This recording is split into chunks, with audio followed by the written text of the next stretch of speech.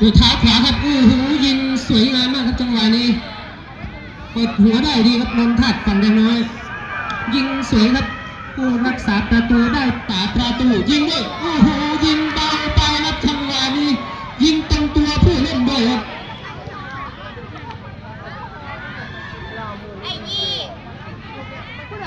มาดูคนที่สองของ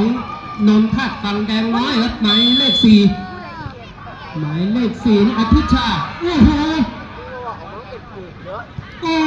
ซับได้ครับ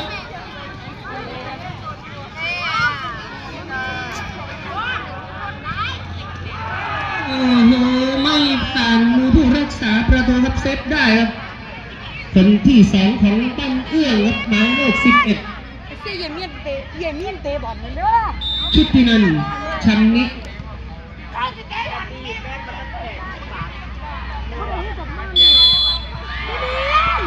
ยิงกันมาดิ1-1นะครับ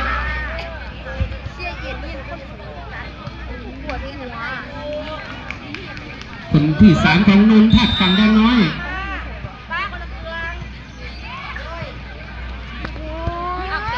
หมายเลข13นันทิดาคากล่องเลย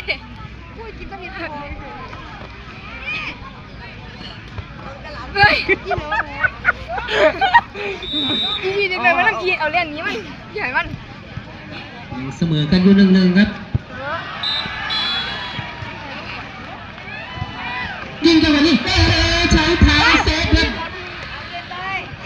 สกอร์นำ2-1ครับมาดูคนที่3ของบ้านเอื้อยิงเพื่ออยู่ต่อนะครับ